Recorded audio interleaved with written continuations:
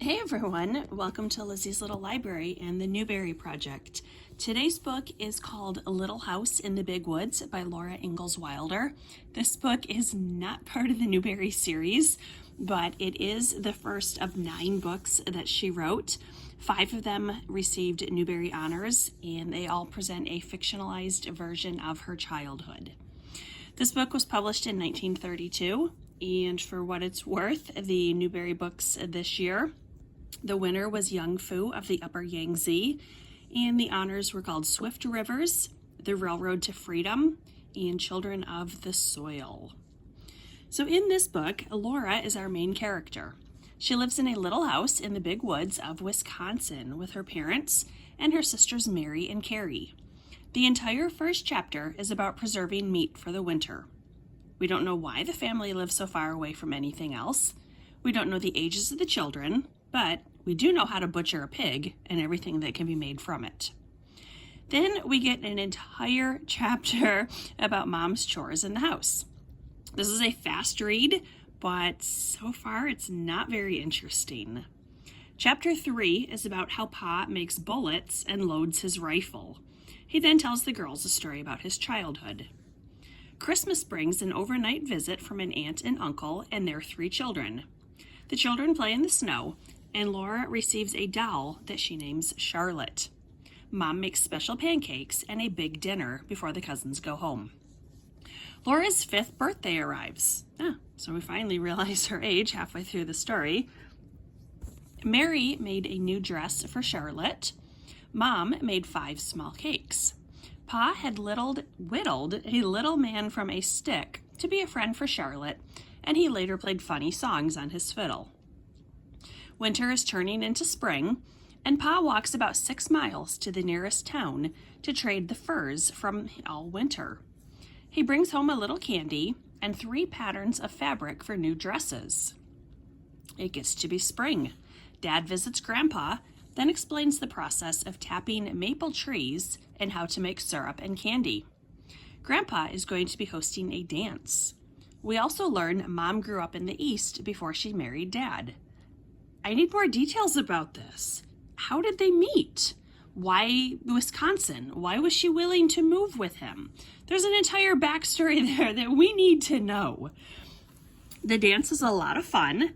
And then in a funny bit, there is a cousin who is also named Laura Ingalls, and the 2 Lauras bicker about whose baby sister is prettier. The whole family goes to town, and the girls visit a store for the first time.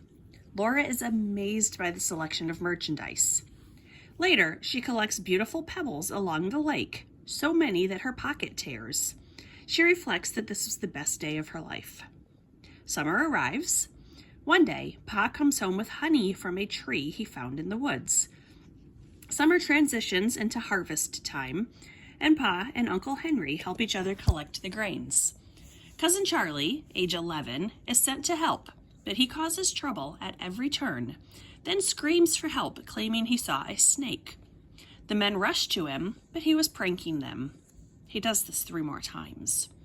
The 4th time they ignore him, but he had stepped on a yellow jacket nest and was stung hundreds of times. On the way home, Pa said he got what he deserved. Geez, Dad, harsh.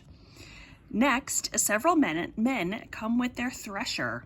Pa works hard all day and finishes his work. He is grateful for the new technology that saved him weeks of time. In the last chapter, Pa sets out to hunt. He sees 3 deer and 1 bear, but each time is mesmerized by their beauty and doesn't shoot. The book ends at bedtime one winter night, with Laura reflecting on her family and their good times together. The end. I had this book since I was a little kid. I was probably about 7 when I got this book. And when I read it at that age, I thought it was boring. I definitely appreciated it a lot more as an adult. I like the structure of the book, with each chapter covering roughly a month, and the entire book lasted about a year. One of my favorite things was the illustrations. They were darling. I wish there were more of them. The story itself was fine.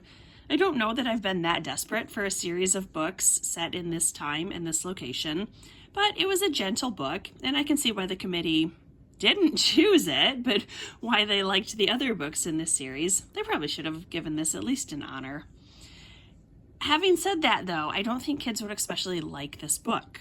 I think they would be bored with it, especially with the long explanations of all the chores.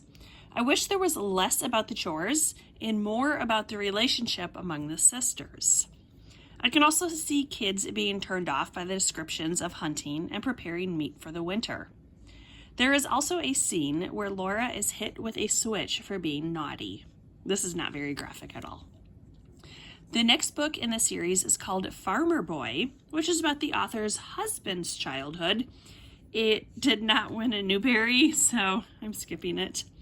Book 3 is A Little House on the Prairie, which also was not recognized, but the next 5 were all honor books, and then the last one was also unrecognized by the Newbery.